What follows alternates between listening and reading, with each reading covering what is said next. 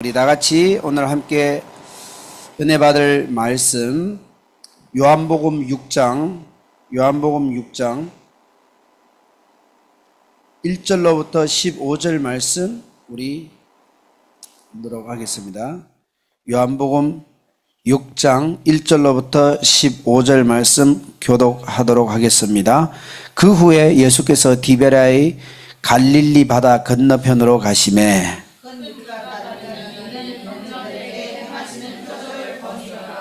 예수께서 산에 오르사 제자들과 함께 거기 앉으시니 예수께서 눈을 들어 큰 무리가 자기에게로 오는 것을 보시고 빌립에게 이르시되 우리가 어디서 떡을 사서 이 사람들을 먹이겠느냐 하시니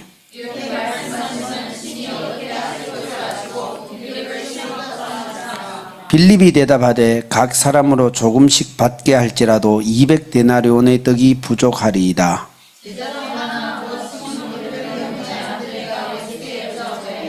여기 한 아이가 있어 보리떡 5개와 물고기 2마리를 가지고 있나이다. 그러나 그것이 이 많은 사람에게 얼마나 되겠삼나이까?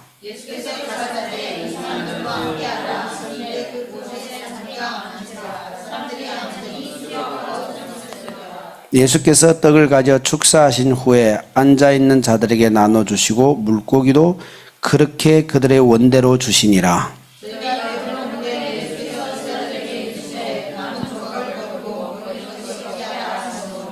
이에 그들이 보리떡 5개로 먹고 남은 조각이 12바구니에 찼더라.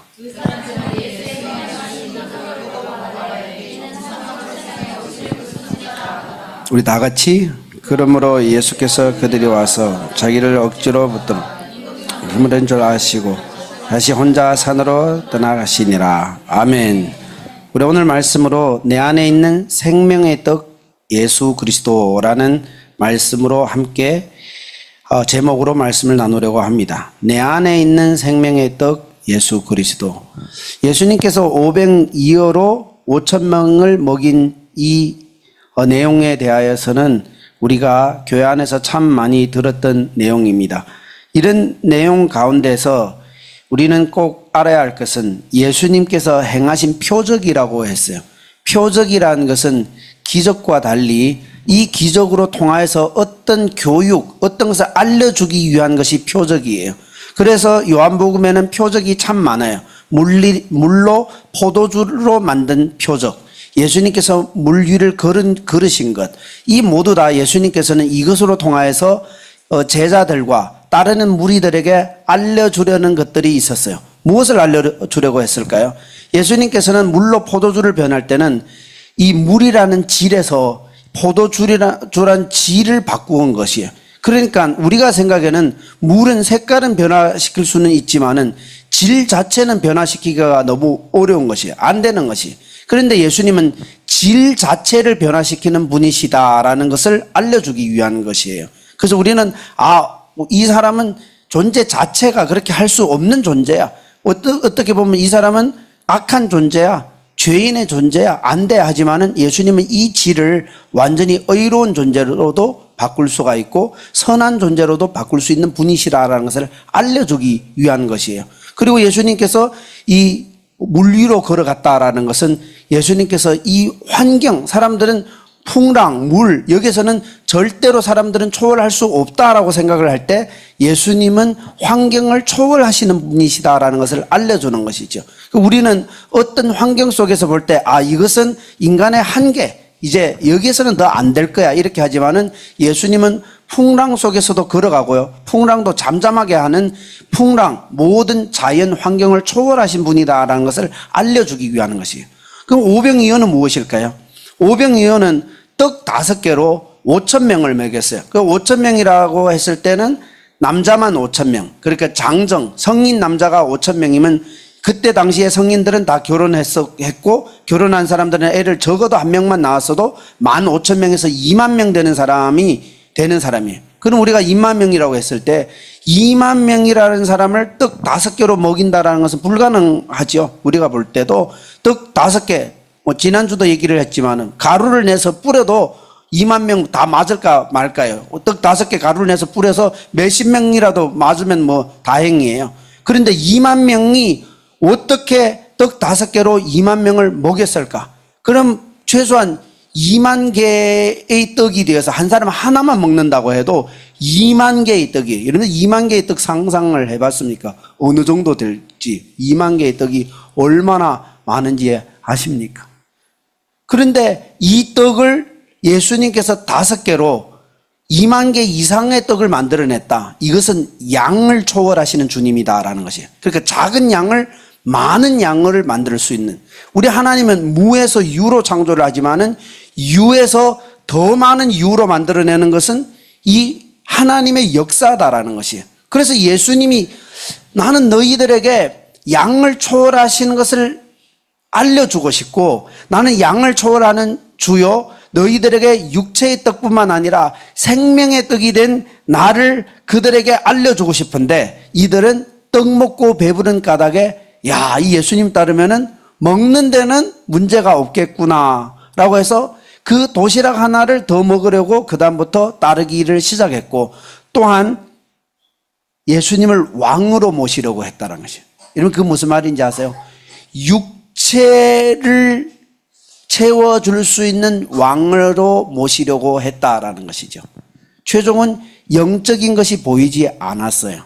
양을 초월하시는 주님, 질을 바꾸시는 주님, 환경을 초월하시는 주님, 이것이 안 보이고 그저 내 눈앞에서 아, 이분은 병도 치유하시고 우리에게 배불리 밥도 먹여줄 수 있는 육체적인 이 필요를 채워주시는 분이구나라는 것에 사람들은 여기에 예수님을 따르려는 그 목적이 생겼다는 것이죠. 그래서 여러분들 오늘 말씀으로 통하여서는 제가 3가지를 나누려고 하는데, 첫째는 예수님은 영과 육을 모두 다 먹이시는 분이시다라는 것이에요. 예수님은 영적으로 집회를 해서 강의를 하고 천국 복음을 전하고 그들에게 이 하나님 나라를 전했지만은 굶어 있는 이 사람들을 볼 때 예수님께서는 그들이 목자 없는 양같이 불쌍했다 그랬어요. 그러니까 이들에게 영적으로 먹여주고 목양할 뿐만 아니라 배부르도록 양에게 풀을 먹이듯이 육체의 필요를 공급하셨다라는 것이죠. 우리 주님은 우리에게 생명을 주실 뿐만 아니라 풍성함을 주시는 주님이에요. 그러니까 어떨 때는 이렇게 생각하잖아요. 구원도 주셨는데 어떻게 미안해서 육체의 축복까지도 받겠습니까? 그 사람들을 약간 굉장히 양심 있는 척하면서 뭐 할머니가 차를 태워줬더니 짐을 내려놓으라는데 차만 타는 것도 미안한데 어떻게 짐을 내려놓겠는가 하고, 괜히 자기 나름대로 자기가 가지고 있는 어떤 양심적인 태도를 가지지만은 우리 주님은 우리에게 구원을 주셨을 뿐만 아니라 풍성함을 주셨단 말이죠. 우리 사람들은 너무 양극단에 빠져요. 어느 사람들은 구원만 얘기하면 구원만 주셨는데 뭐 또 이 땅에 있는 것을 뭐 추구하냐, 너무 기복주의가 아니냐 해서 막 기복주의로 이렇게 비판하고, 또 어느 사람들은 예수님을 믿어서 예수님은 왕이시다, 모든 것을 주관하시다, 하늘 권세 땅의 권세를 받으셨다 해서 땅에 있는 것만 지나치게 강조하는 사람들이 또 있긴 있어요. 그런데 우리가 알아야 할 것은 예수님 우리에게 영육으로 먹이시기를 원하는 분이시다라는 것이에요. 왜냐하면 우리 몸 자체가 반은 영이고 반은 이제 육체단 말이죠. 우리는 영적 존재이기도 하고 육적 존재이기도 해요. 영으로도 우리가 먹어야 하고 육으로도 먹어야 할 존재단 말이죠. 그래서 사람들은 이 영적으로 조금 원하는 사람들은 영적으로 좀 많이 치우치지만은 또 육적으로도 필요를 우리가 무시할 수가 없다라는 것이죠. 육적으로 무시할 수가 없어요. 여기 언제 어느 분이 우리 교회 왔다가 지금 안 나오는데 하는 말이, 푸니마 교회는 밥을 안 줘가지고, 나는 지금 이 여러 가지 이제 교회 문제점을 얘기하는 중에서도 이제 그 문제점을 처음 들었어요. 개척 3년 만에. 그 교회 갔더니 밥을 안 주더라. 그래서 근데 내가 그 친구 이렇게 슬쩍 내가 쳐다봤거든요. 간식 엄청 많이 가져가더라고요. 가질 거 다 가져갔으면은 커피도 마시고 간식도 가져가고 초코파이도 가져갔으면 됐지. 그래도 밥이 없다라는 이제 이 문제점을 제기를 했다 그러더라고요. 제가 소개한 사람이 있는데 얘기를 했다. 어쨌든 사람들은 육체적인 필요도 합니다. 밥도 먹여야 되고 영적인 것도 우리는 공급도 해야 한다라는 것이죠. 그런데 이것은 누구에게 하셨는가? 우리 예수님은 굶주린 군중에게 떡을 주기를 원했다라는 것이죠. 어쨌든 우리 주님은 다 주기를 원하는 것이에요. 그런데 여기에서 여러분들 꼭 알아야 할 것이, 왜 그럼 주님은 주기를 원하는데 나는 못 받느냐? 이것을 생각해 봐요. 왜 주님은 주기를 원하는데 왜 나는 못 받느냐? 썩을 것만 구하는 사람에게는 주님은 멀리 합니다. 썩을 것만 구하는 자에게는 예수님은 멀리 하신다. 26절 보십시오. 26절, 6장 26절, 우리 한 목소리 읽겠습니다. 시작. 예수께서 대답하여 이르시되 내가 진실로 진실로 너희에게 이르노니 너희가 나를 찾는 것은 표적을 본 까닭이 아니요 떡을 먹고 배부른 까닭이로다. 27절 같이 읽겠습니다. 시작. 썩을 양식을 위하여 일하지 말고 영생하도록 있는 양식을 위하여 하라. 이 양식은 인자가 너희에게 주리니 인자는 아버지 하나님께서 인치신 자니라. 아멘. 예수님께서 이 사람들이 지나치게 썩을 양식을 위해서 자신을 접근하는 사람에게는 예수님은 멀리 하세요.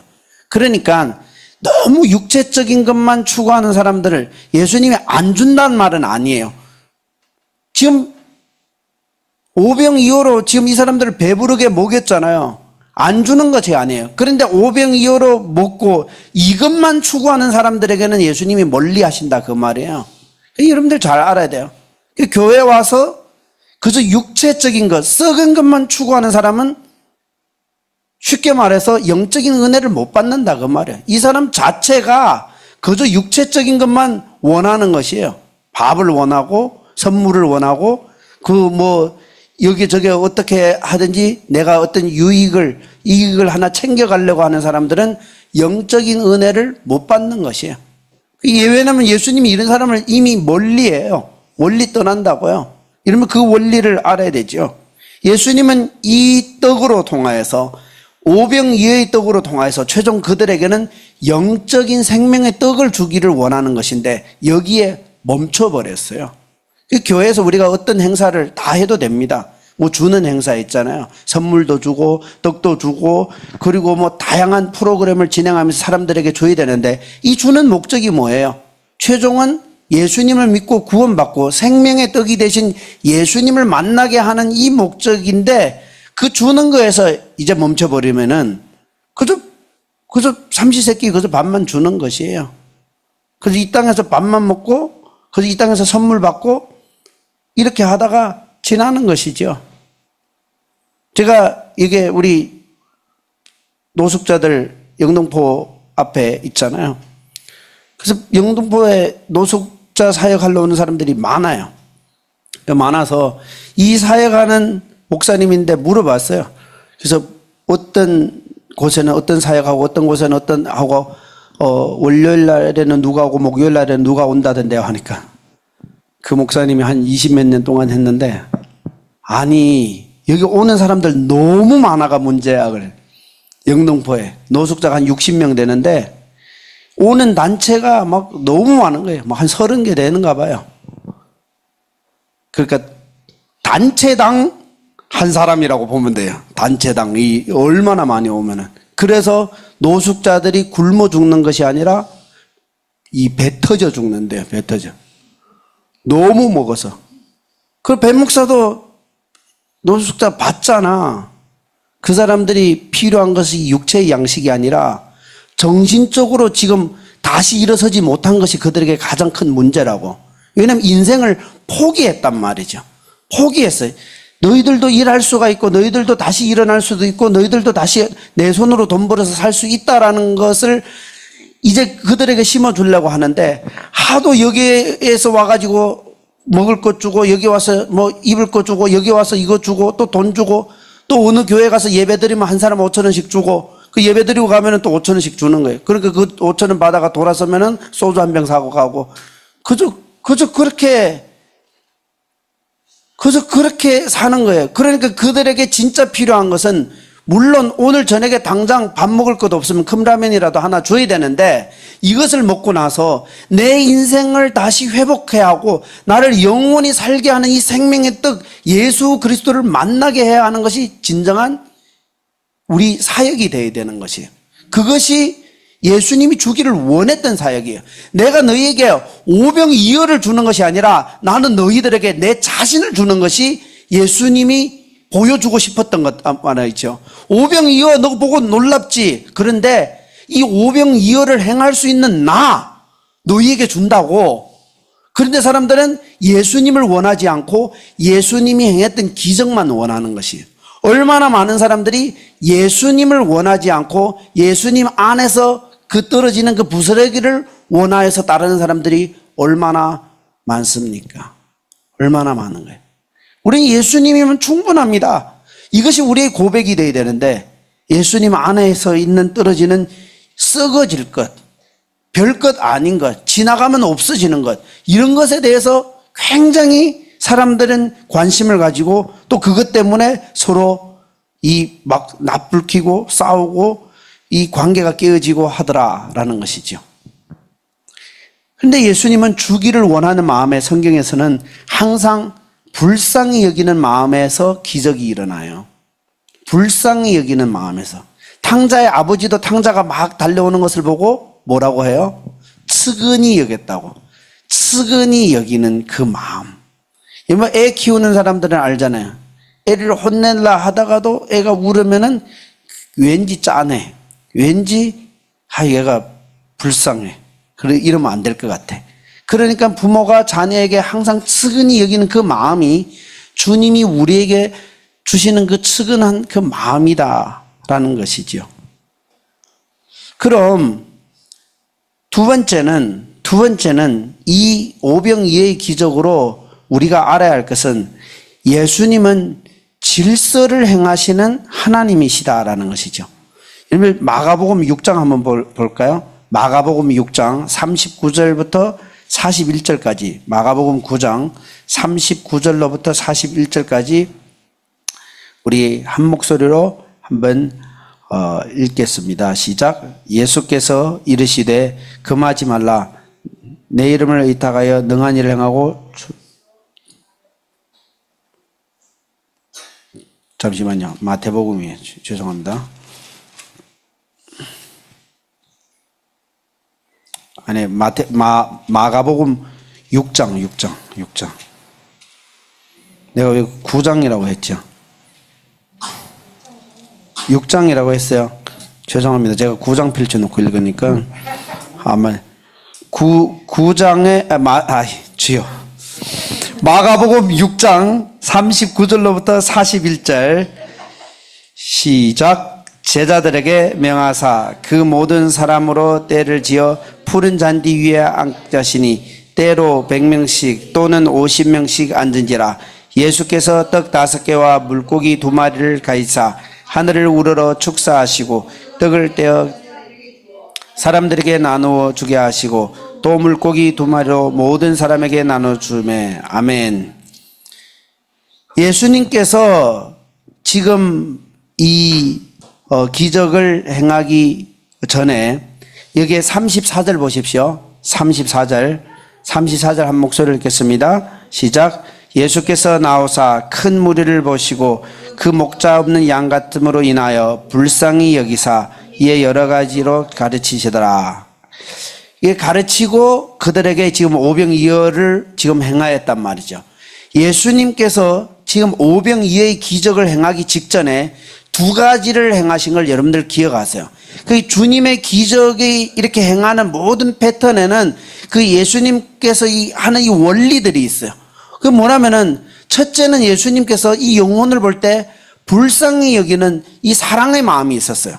그 두 번째는 뭐냐면은 기적을 행하기 전에 50명씩 100명씩 줄지어 앉게끔 했단 말이죠.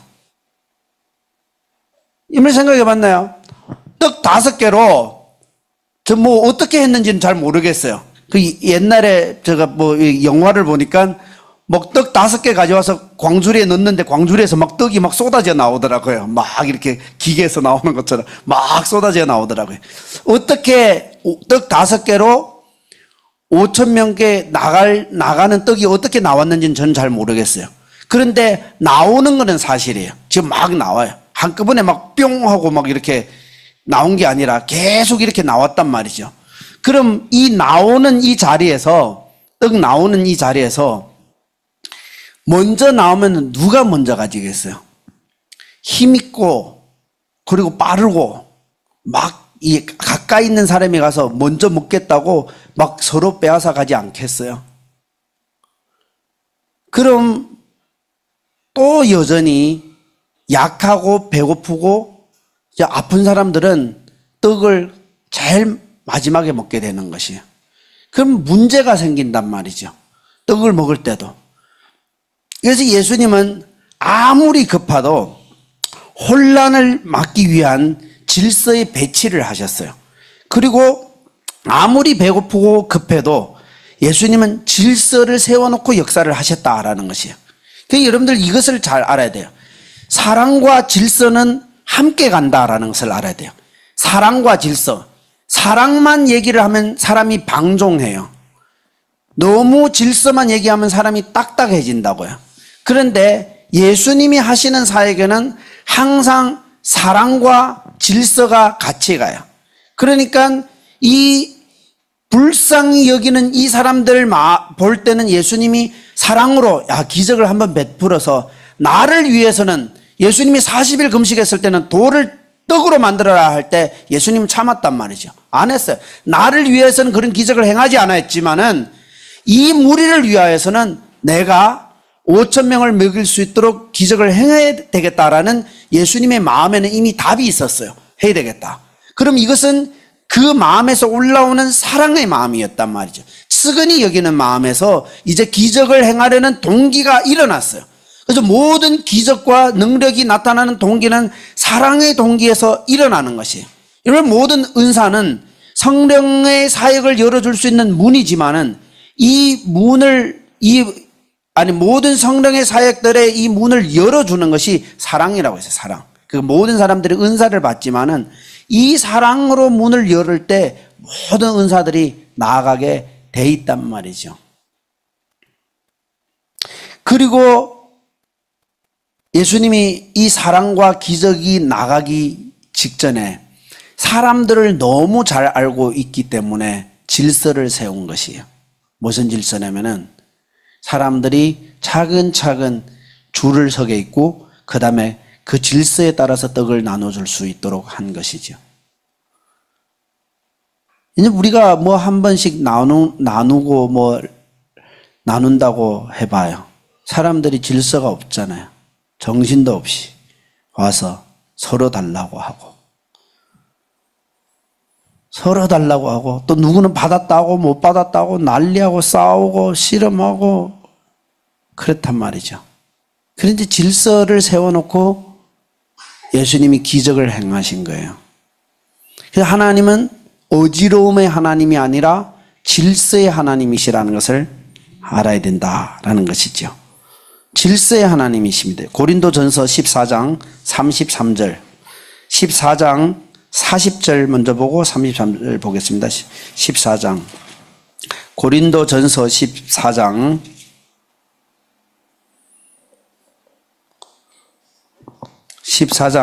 33절 먼저 읽겠습니다. 시작.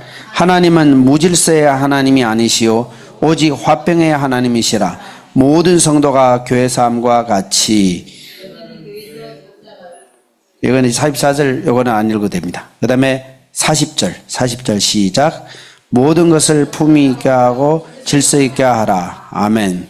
중국말로는 凡事都要规规矩矩按着次序行. 하나님은 무질서의 하나님이 아니라 질서의 하나님이라는 것을 알아야 돼요. 그리고 하나님은 모든 것을 이 질서 있게 행하게 하는 것을 하나님은 원하셨어요. 창조할 때는 창조의 질서가 있었고요. 가정을 세웠을 때는 가정의 질서가 있고, 교회를 세웠을 때는 교회의 질서가 있고, 사회에는 사회의 질서가 있어요. 하나님은 하나님의 질서가 있는 것이에요. 그런데 질서가 없으면 난리 나잖아요. 여러분, 지난번에 그 한 목사님 오셨을 때도 제가 이제 보니까 기도를 누가 받을 사람 나오세요 하니까 사람들이 맨 처음에는 우물쭈물 대는 거예요. 뭐 기도해서 뭐 되겠나. 근데 한 3, 4명 정도 나왔어요. 그 3, 4명 정도 나와서 기도를 하니까 그 자리에서 다 낫는단 말이죠. 그러니까 이제 얘기를 했거든요. 이제 오늘은 시간은 많이 없어서 이렇게 많이 못한다고. 그러니까 우르르 나와버리는 거예요. 우르르 막 서로 기도받겠다고. 그러니까 막 맨 처음에는 기도받는 한 사람, 두 사람 이렇게 했는데 마지막에는 막 쏟아져 나와가지고 그 막 완전히 무질서로 돼버렸어요. 그래서 이제 다 들어가서 집체적으로 하나님이 치유하시니까 하나님께서 하게끔 이렇게 기도하자 해서 집체적으로 기도해서 나온 분들이 있는데, 이 사람들이 이래요. 맨 처음에는 이렇게 간 보다가 뭘 준다, 뭘 얻는다 하면은 서로 얻겠다고 막 와서 달라붙어 버리면은 질서가 없는다. 뭘 준다고 해보세요. 서로 자기가 달라고 막 와서 막, 그리고 또 자기는 못 받았다고 막. 성경에 보면은 헬라파 과부와 히브리파 과부가 자기가 받아야 할 그 떡을 못 받았다고, 우리 사도행전에서 보면은 교회가 갑자기 부흥하고 나서 사람들이 많아지니까 구제해야 할 것을 못 받았다고 해서 그 사람들이 교회 안에서 분쟁이 생기는 거예요. 서로 받을 것이 못 받았다고. 그래서 교회에서 뭐가 생기냐면 처음으로 집사가 생겨요. 그래서 이 제자들이, 아니 우리가 지금 말씀 보고 기도하기도 지금 벅찬데 지금 떡 나눠주느라고 정신없으면 안 되겠다. 우리는 말씀과 기도에 집중하고 교회 질서를 세워서, 교회는 집사들을 세워서 집사들이 교회 살림을 할 수 있게끔 해야 되겠다. 그래서 교회에서 집사를 세우는 이 질서가 나온 것이죠. 그래서 교회가 질서가 생긴 거예요. 질서. 교회는, 우리 사람이 있는 곳에는 질서가 있어야 돼요. 저를 키워줬던 그 목사님이 질서를 철저히 가르쳐 주어서 질서에 대해서 굉장히 예민해요. 그분이 얘기를 해요. 그 질서에 대한 것은 왜 질서에 그분이 그토록 따지냐면은, 교회를 처음 2번 개척한 것은 사랑만 외치다가 교회가 다 빼앗겼대요.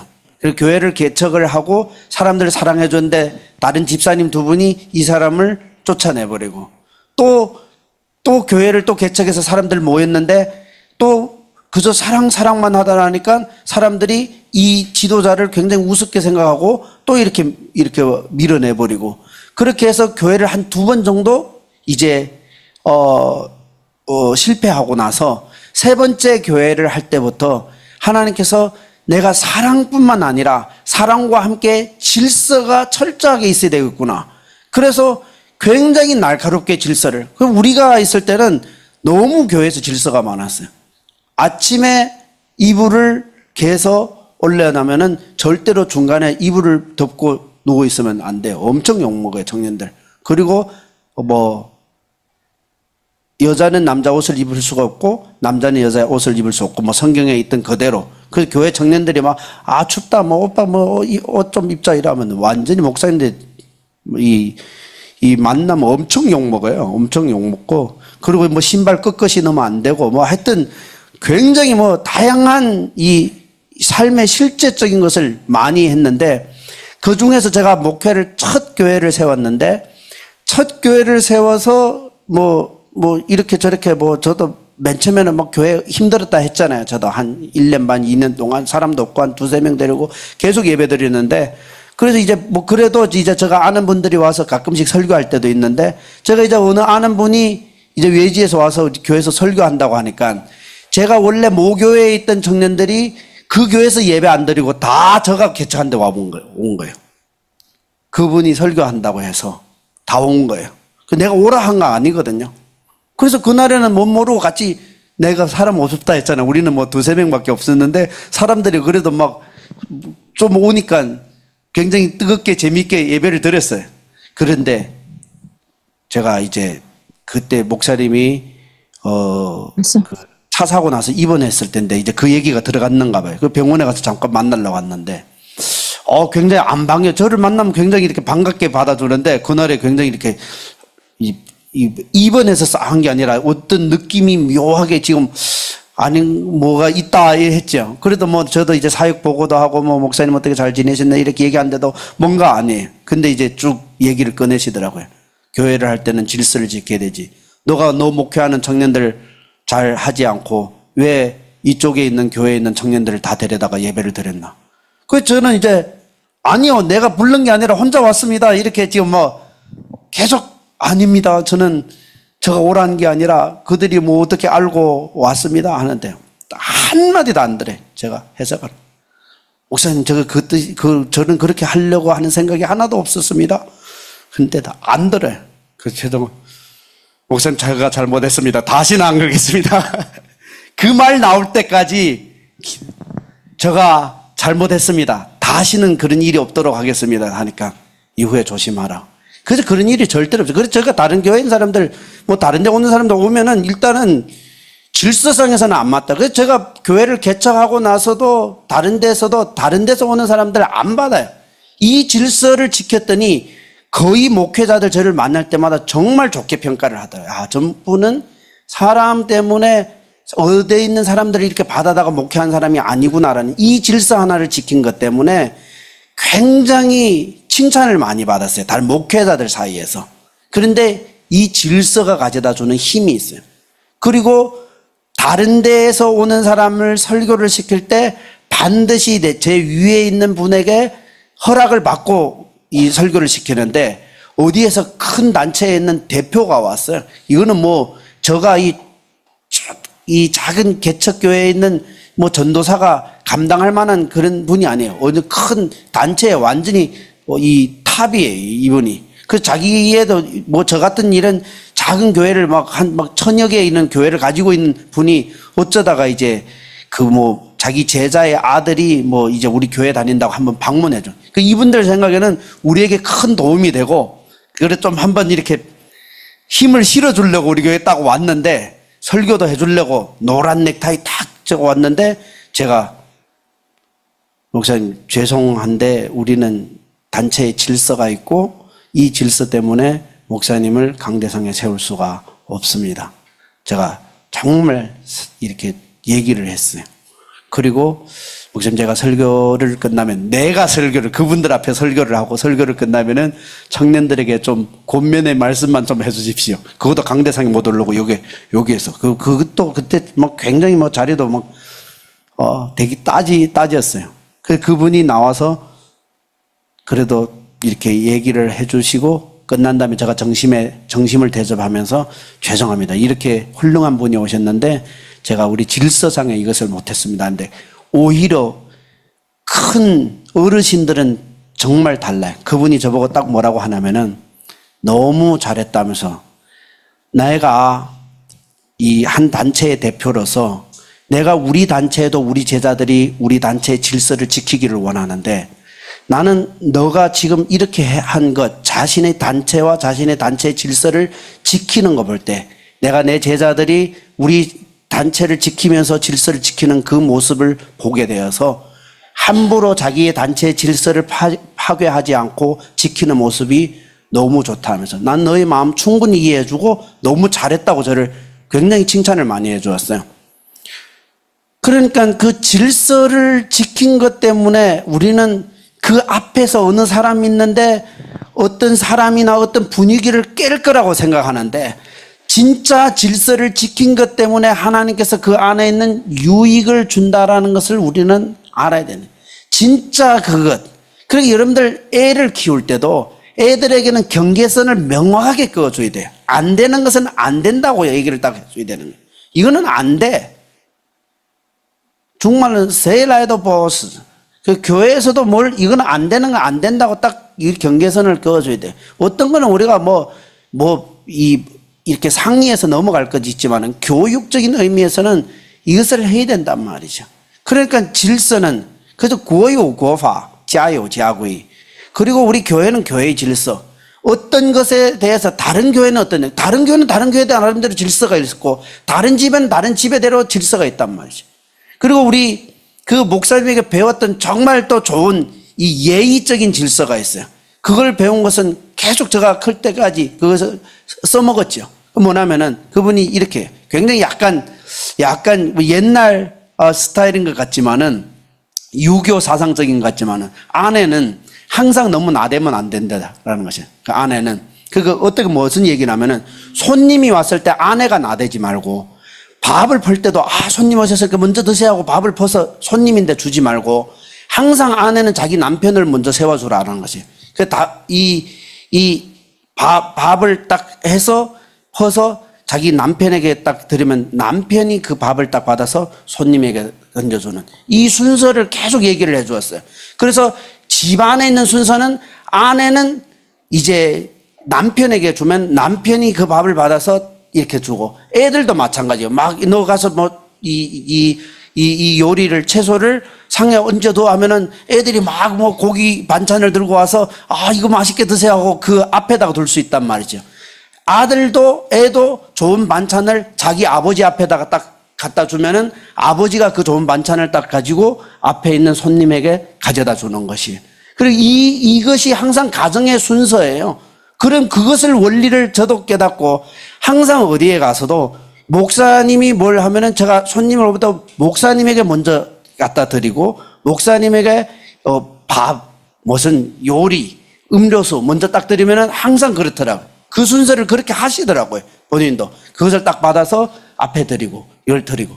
그 교회에 누가 손님이 오셨다고 하면은 제가 목사님, 어떻게 손님이 오셨는데 제가 봉투에다가 돈을 딱 싸가지고 목사님, 그 목사님이랑 같이 식사 한번 하시라고 이렇게 목사님인데 갖다 드리면은 목사님이 우리 교회 어느 전도사님이 오늘 식사 대접한다고. 이렇게 순서를 딱 정해지는 그 질서예요.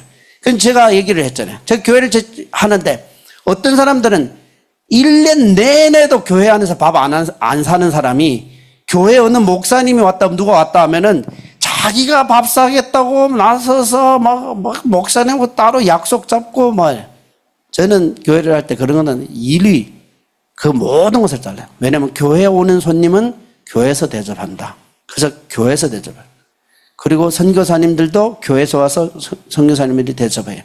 그리고 정말 그런 것을 원하는 사람들이 있다면은 따로 그 교회 목사님께 얘기를 해서 나는 이렇게 대접하기를 원합니다. 이 얘기를 해도 되고 아니면은 목사님하고 얘기를 안 하고 그저 봉투에 써서 교회 헌금통에 나는 어디로 선교하기를 원합니다 하고 선교로 이렇게 보내고 대접하기를 원합니다 하면 대접을 해서 들어가는 거지. 왜냐하면은 꼭 이런 것을 할 때 자기가 나타내려고 막 이렇게 나대는 사람들이 있어요. 그런 사람들은 다 그 질서에서 이 패스를 시켜버리는 것이에요. 그래야 질서가 제대로 잘 돌아간다라는 것이죠. 여러분들, 이 질서라는 것은 아담과 하와가 선지 창조 가운데 창조를 받고 나서 이 타락한 천사가 와서 유혹을 해요. 그 유혹은 뭐냐면 하나님의 질서를 깨라라는 것이에요. 여러분, 지금 이 사회에서도 나타나는 모든 사상들이 하나님의 질서를 깨자라는 것이 반대의 질서들이 세상에 있는 타락한 이 세상 문화가 아닙니까? 유다서 1장 6절 보세요. 유다서 1장 6절.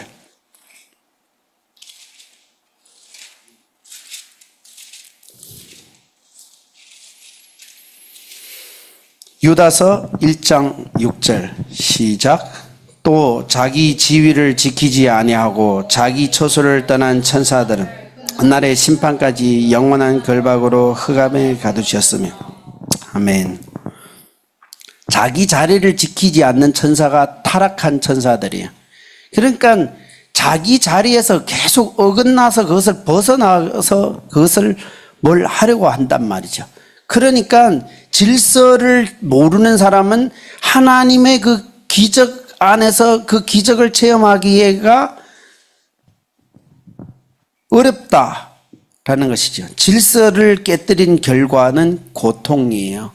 질서를, 가정의 질서든 사회의 질서든 교회의 질서든 하나님 나라의 질서든 질서를 깨는 그 자체가 고통이다라는 것이죠. 잠언서 17장 11절 한번 보세요. 잠언서 17장 11절.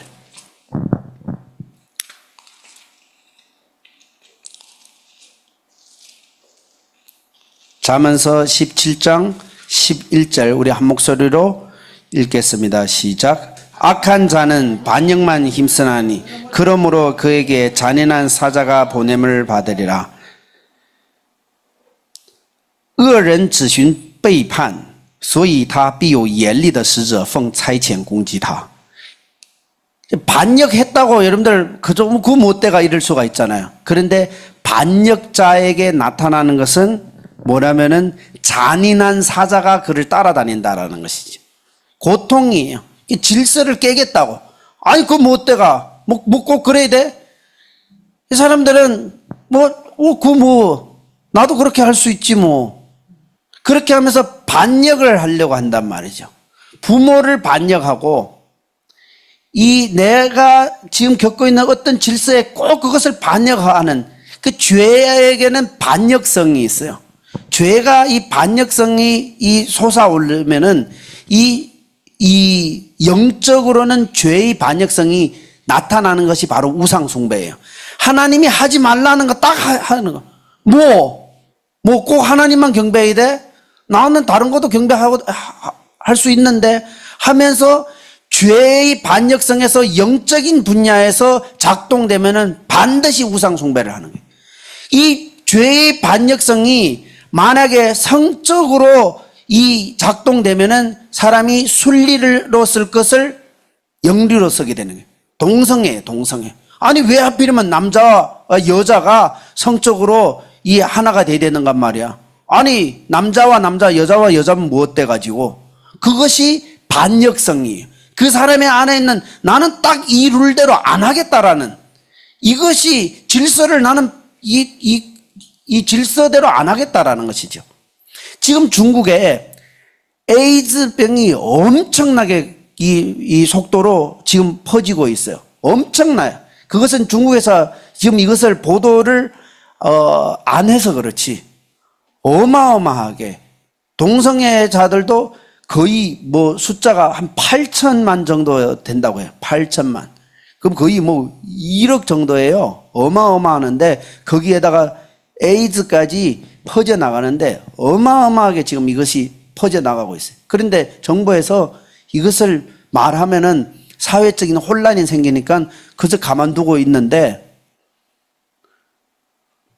이제 교회에서도 이런 얘기가 나온단 말이죠. 우리 교회 성도 누구는 에이즈라고. 에이즈병이에요, 에이즈.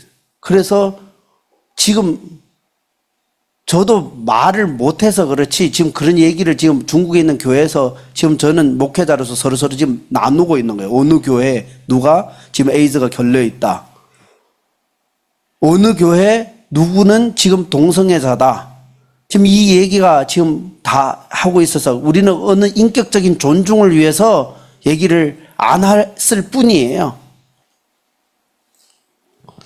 그 질서가 깨뜨려서 사람들 안에서는 반역성, 그래서 이 악한 마음이 나와서 악한 자들은 반역만 힘쓴다고요. 어디에 힘쓴다고요? 반역하는 데 힘쓴다라는 것이죠. 잠언서 17장 읽었잖아요. 뒤에 18장 1절. 18장 1절. 시작. 무리에게서 스스로 갈라지는 자는 자기 소욕을 따르는 자라 온갖 참 지혜를 배척하느니라. 그 무리에서 이 질서에서 나는 나가서 혼자 있겠다라는 것이에요. 나는 질서대로 왜 질서대로 해야 돼요? 그래서 나는 내 마음대로 내 혼자 살겠다. 내비두라라는 것이. 이것이 반역성이에요. 이것이 질서 속에서. 그래서 나는 질서에 있는 데서 싫다라는 거예요. 내 혼자 내 마음대로. 우리가 여러분들 기억나세요? 들나귀, 메인나귀 설교를 했을 때 메인나기가 싫다라는 것이에요. 나는 들나기로 살겠다라는 것이죠. 막 광야에 뛰다니면서 마음껏 뛰다니고 방향을 내가 정하고 내가 마음대로 먹고 마음대로 내 정욕대로 살겠다라는 것이죠. 그런데 최종은 어떻게 됩니까? 저녁 때 되면 무서워요. 어느 악한 짐승이 나를 잡아먹을까? 저녁 때 되면 갈 자리가 없어요. 외로워요. 두려워요. 고독스러워요. 이런데 사람들이 말로는 목사님 내 마음대로 살 거예요. 아니 뭐 나는 질서가 필요 없어요. 부모도 이 영적인 부모도 필요 없고 교회 목사도 필요 없고 교회 공동체도 필요 없고 내가 혼자서 신앙생활 잘할 수 있다고요. 온라인에서 뭐 유명한 설교를 이것저것 들으면서 아니면 이 교회 저 교회 다니면서 신앙생활 잘할 수 있다고요. 저는 절대로 그걸 믿지 못하죠. 내가 성경을 연구를 하고 믿고 목회를 지금까지 해온 상에서 그렇게 해서 신앙생활 잘하는 사람 하나도 못 봤어요. 좀 더 심각하게 얘기할게요. 아니에요. 이 사실이에요. 그런 사람에게는 고아의 영이 역사해요. 고아의 영이라는 것은 그저 부모 누구도 못 믿고 혼자서 떠돌아다니는 영이 거기 안에 있어서 항상 인정받고 싶은데 인정받지 못하고 어디에 가서 인정받으려고 하다가 인정받지 못하면 또 나를 인정해 줄 수 있는 곳을 또 찾아가요. 그리고 가장 많이 느끼는 감정이 뭐냐면 나는 혼자다. 나는 혼자다. 고아의 영이에요. 그래서 예수님이 뭐라고 했냐면 나는 너희를 고아로 내버려 두지 않겠다. 이것이 예수님의 약속이에요. 나는 혼자다. 그래서 나는 이 무리에서 떠나려고 한다. 아, 나는 여기에서 의미가 없다.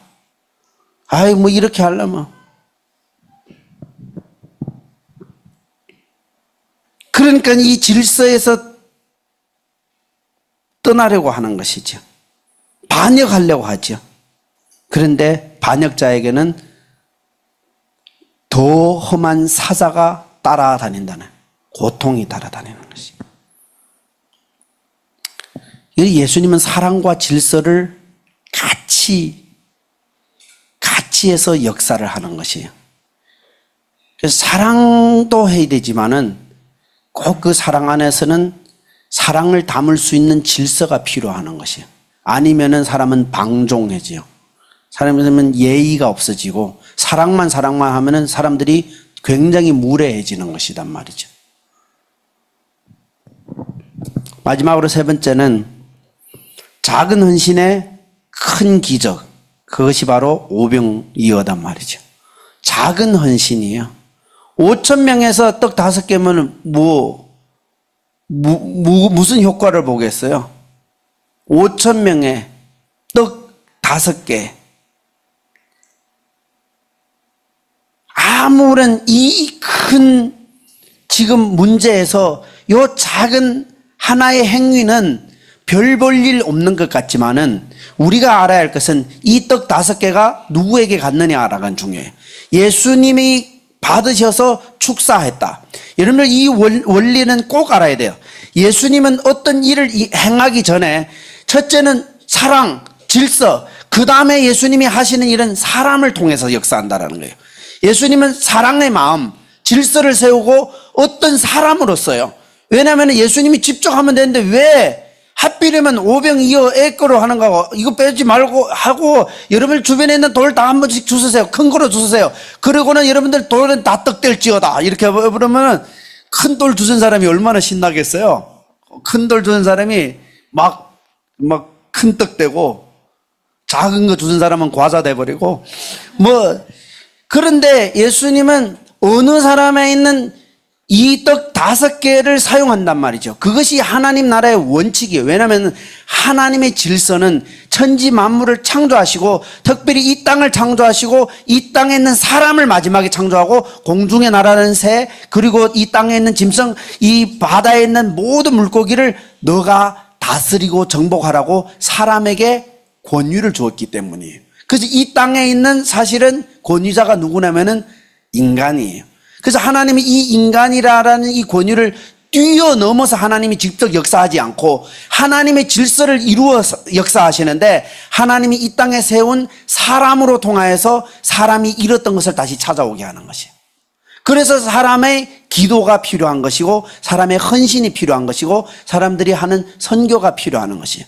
하나님은 사람이 이 질서를 어기고 타락했지만은 하나님은 다시 예수 그리스도가 이 땅에 사람으로 오셔서 우리를 구속하고 다시 빼앗겼던 것을 빼앗아 와서 사람에게 돌려주는 것이. 그 예수님이 하늘 권세, 땅의 권세를 내가 받았으니 그리고 내가 너희에게 권세를 주었으니 너희 뱀과 정갈을 밟으며 원수를 대적할 모든 권세를 주었으니 너희를 해할 자가 결단코 없으리로다.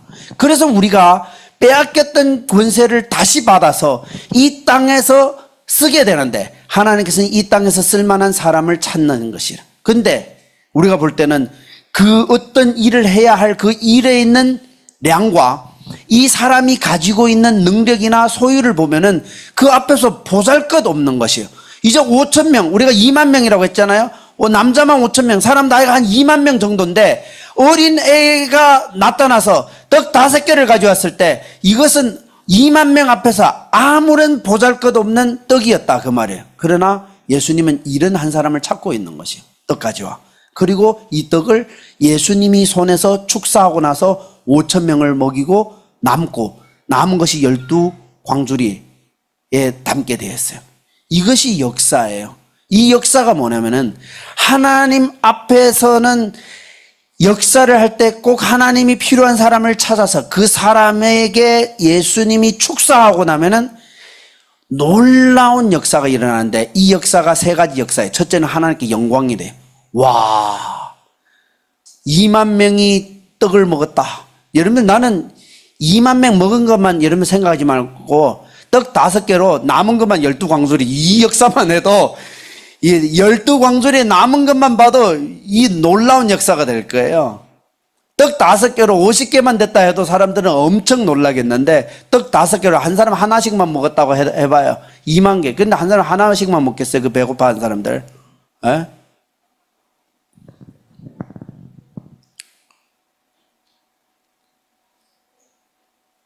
그 많은 역사, 하나님의 영광이 일어나요.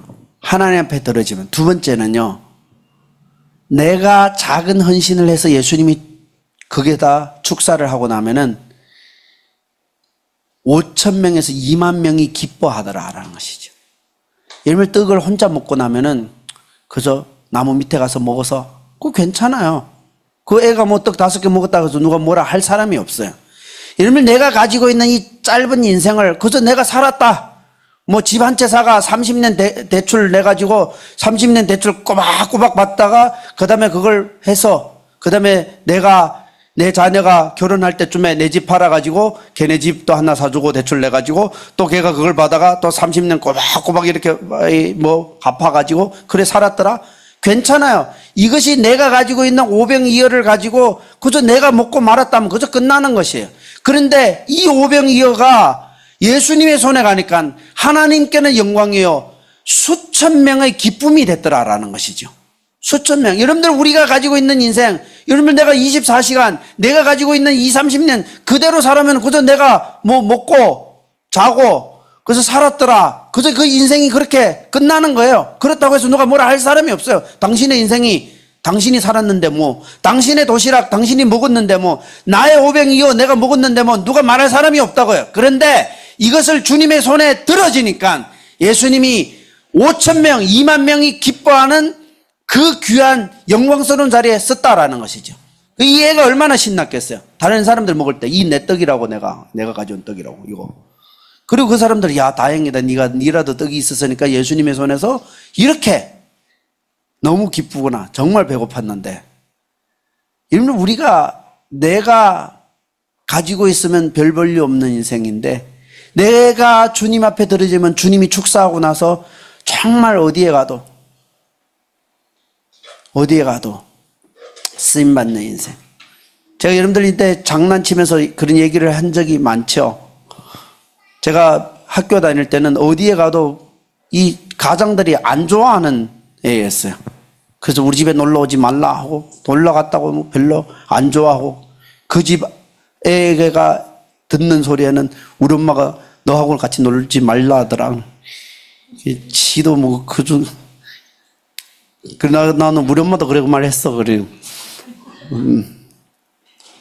그래서 서로 부모들이 안 좋아하는 이런 존재였지만은 예수님을 믿고 나서 그래도 이 인생을 주님 앞에 들어지니까 어디에 가서도 그래도 환영받고, 이번에 뭐 줄에 서러 갔는데 그래 뭐 목사가 왔다고 그 교회에 있는 사람들이고 모든 사람들이 저보고 라오스래. 라오스 무슨 라오스 하는 라오스.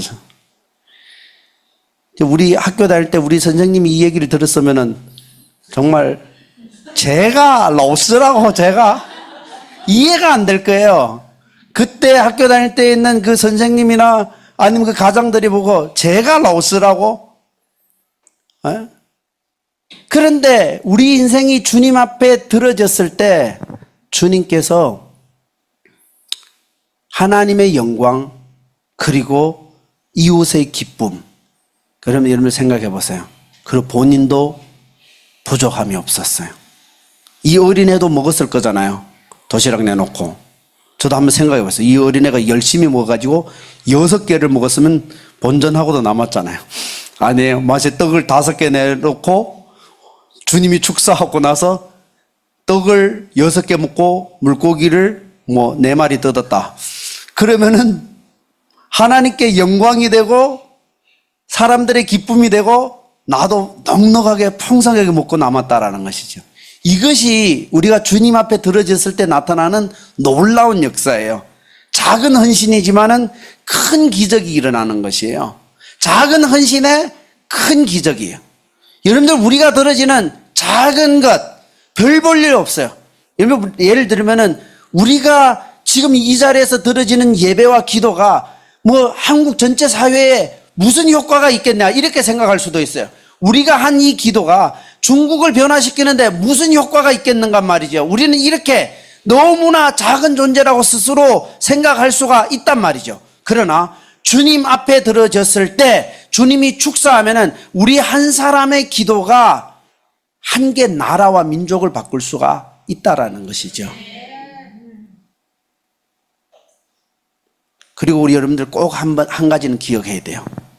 그 애의 오병이어는 작지만 그에게 있어서는 전부였다라는 것. 그에게 있어서는 전부였어요.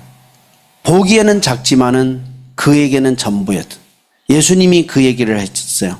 가난한 여인이 2렙돈을 바친 것이 가장 많이 바쳤다고 칭찬을 받았어요. 칭찬 받을 만도 하죠. 우리가 양은 적지만은 그 여인에 있어서는 전부였다고요. 오늘의 먹을 것 전부였어요.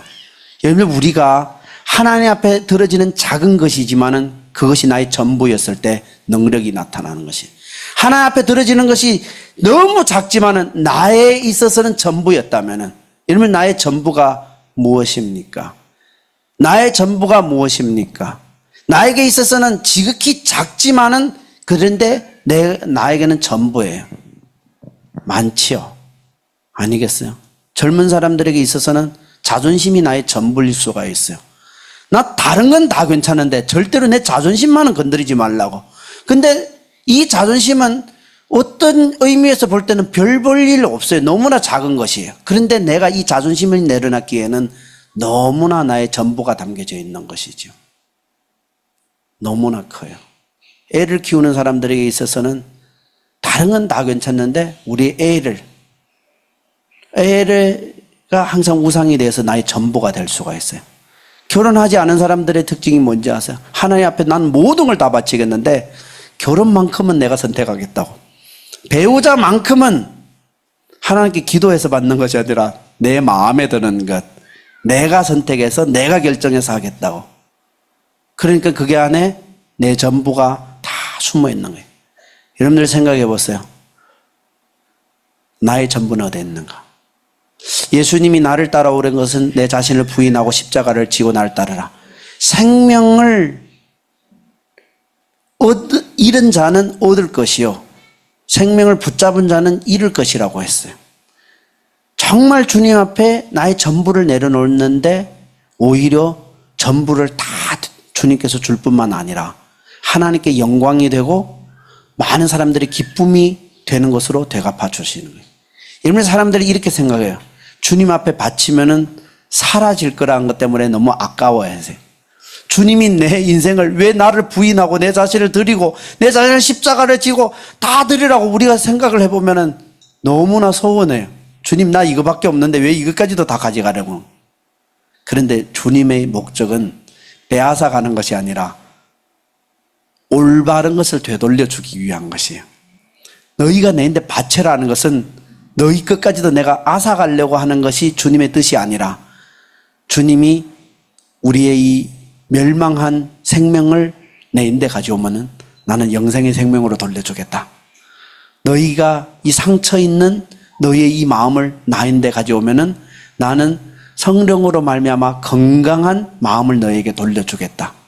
너 이 완전히 이 자존심도 강하고 열등감도 많은 이 마음을 내인데 가져오면은 내가 자신감이 넘치는 너 온전한 자아로 돌려주겠다.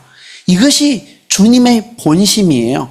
그러니까 우리가 오병이어로 들고 나무 뒤에서 숨어서 누구도 모르게 몰래 거기서 먹어서 그저 나만 먹고 그저 그날 좋았더라 하고 마치는 이런 인생이 아니라 내가 한번 올인하는 것이에요. 나에게 아깝고 힘들고 어떻게 보면 이 내놓으면은 다른 사람들이 뭐 예수님 제자들이 먹을 것 같기도 하고 내가 여러 가지 불안한 상황에서도 주님 내 인생을 주님 앞에 드립니다. 작지만 보잘것없지만 지식도 능력도 아무것도 없지만은 그래도 이것을 주님 앞에 주님의 손에 드립니다 하고 여러분들 내놓았을 때 예수님이 축사하시고 여러분들 인생에서 역사하사 놀라운 우리의 상상 이상의 오병이어에 있는 이런 폭발적인 역사가 우리 인생에서 나타날 줄로 믿습니다. 저는 우리 교회에 이것을 기대하고 있어요. 일단은 개인적으로는 모든 청년들에게 작지만 작은 헌신에 주님 앞에서 큰 기적이 일어나는 이것을 기대하고요. 우리 교회도 규모가 작지만 우리 교회가 주님 앞에 들어짐으로 말미암아 오병이어 이 푸니마 교회 이 오병이어가 되어서 이 사회와 이 선교와 하나님 나라에 던져들어서 하나님께는 영광이요 많은 사람들에게는 기쁨이요 우리 교회도 풍성하게 넘치는 그런 교회가 되는 것. 저는 이것을 기대를 해요. 여러분들 개인과 여러분 우리 교회에서도 오병이어의 놀라운 역사가 일어날 줄로 믿습니다. 다 같이 일어서서 우리 기도하도록 하겠습니다.